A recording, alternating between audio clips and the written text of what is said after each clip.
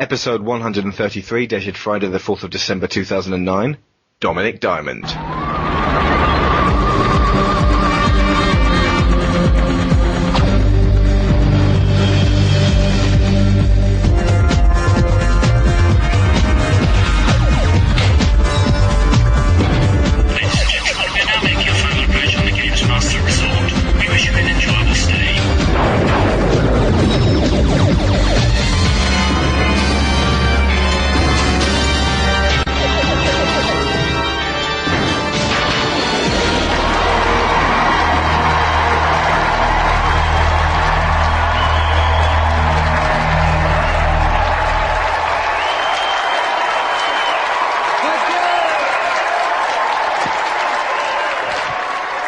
Thank you. Welcome to the GamesMaster oil rig, where chapped lips and a ruddy complexion are just some of the hardships we endure for a sport of games playing. So while I slip on a bit of anti-chafe, let's go over to the installation's chief redcoat, Uncle GamesMaster. Greetings and welcome aboard the Games rig. I must say, I do admire your pluck in continuing to want to pitch your skills against my challenges. As an erstwhile classic scholar, I felt somewhat duty-bound to introduce you to the world of Greek mythology. Hence, my first challenge is on a game called Cowboys, baby. This week, we are phenomenally excited to have in our midst the granddaddy of all British Isles video game-based entertainment show presenters, the legendary Dominik Diamond. Hello, Dominik. Hello. It is fantastic to finally meet you. Some explanation will be required for any of our listeners much younger than 20 and pretty much everybody outside of the UK. Dominik was the presenter on GamesMaster, the first and most successful video game-related TV show in the UK, spanning 7 series from 1992 to 98. The basic premise always remained the same. Each week, Dominik would wrangle a series of challengers who would be set tasks by the titular old techno-wizard, played by Patrick Moore, cheered on by a large collection of tweens gathered in a themed studio. Challenges usually consisted of completing levels against the clock, but often embraced oddball and unusual games and ridiculous gimmicky peripherals like the Super Scope. GamesMaster also featured weekly focus points, reviews and tips, and also special guests, much like our own, which in pre-internet age gave us 90s gamers a tantalizing glimpse at what was on the market. Significantly, when the first episode of GamesMaster was broadcast, the Super Nintendo was only just being released in the West, and as the last show closed, the Sony PlayStation had full hold on a market of increasingly older gamers, so Dominik and his team effectively presided over the maturing of the medium. But I will let Dominik tell us about how challenging that was. How you doing? It's so funny hearing you describe it like that. I just thought it was a whole series of knob gags and attractive women. We'll get to that.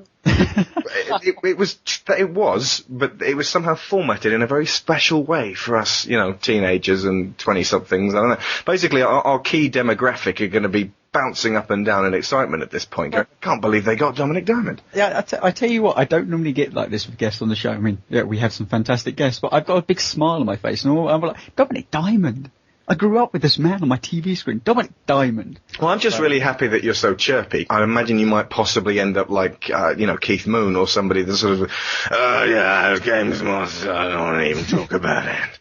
No, listen, not at all. To be honest, my memories of the show grow fonder and fonder with every passing year. It's amazing and it's intensely flattering and a great tribute to that bunch of alcoholic, drug-addled people who worked so hard at producing that show that people still talk about it. It's amazing. Well, it was a kind of an integral part of my childhood in terms of telly. I am 29 this year. Tony, are you 30 now? I'll be 30, yeah. You're going to be 30 before me next April. So, I mean, we were kind of the exact spot-on right age. So I'd have been 12 in 92 when it started and 18 when it finished. So it matured as I did. So, and just out of interest, Dominik, how old, roughly? I am 40 years old in about 30 days. December the 31st, I am 40. Well, you look younger. You can't see me on video. Farming has not been kind to me. Oh, actually, yeah. Explain the farming and what your current position is right now. Yeah, because where are you? Because you're not in the UK. No, I'm in Nova Scotia, which is a bizarre part of Canada, a lovely, beautiful part of Canada, where it's I have a 9-acre farm. I left the UK in January, having decided that with 3 young children, the chances of them getting stabbed in the street in Britain seem to be increasing with every passing year. So I came here for a kind of quieter, safer, crime-free life. And yeah, it's great. I live just outside a place called Mahone Bay, which is like, it's one of those wonderful North American towns that you read about in the first half of a Stephen King novel, where it's all nice and there's people like Todd Hiltz running the local garage and everybody's got porches and that, and until the second half of the novel when they all turn into vampires. Yeah. So it's just lovely. It's a kind of Huckleberry Finn existence. We've got, we've got the farm, we've got like a boathouse, we've got a river that we swim in, and it's just, it's very quiet and very family orientated, and no doubt sounds crashingly dull to the majority of people listening. Well, you just described my wife's ideal place to go and retire, and she's been kind of angling for that kind of thing for ages. I mean, if you have a generator and grow your own food, she's there, effectively. Well, and you have broadband, so you got all the benefits with broadband. So God, if you've got broadband as well, I'm there, so, okay. You're lucky, there's a lot of, there's a whole, like the coast of Nova Scotia is quite populated, but there's this gargantuan inner Nova Scotia land where they don't have broadband, and where everything is kind of a lot slower. But if you drive through that pretty fast, then you're okay. So you used to present the show about the games, eh? And they're all sort of like cleaning like bits of an old car and... Right. Actually, okay, I can imagine. Before we actually get onto the main show, was it ever got into the case where people still recognised you in the street as Dominik Diamond? Do you keep the floppy fringe? What, in Nova Scotia? Well, I'm guessing not in Canada. In England. Well, no, it does happen, because this is a lot of British people are coming over to Nova Scotia all the time. You know, it really spoiled it for me, unfortunately. Because, I did come here. I had the last few years of my media career were spent in the Goldfish Bowl of Glasgow. For assorted, horrible, religious, sectarian, football-related reasons.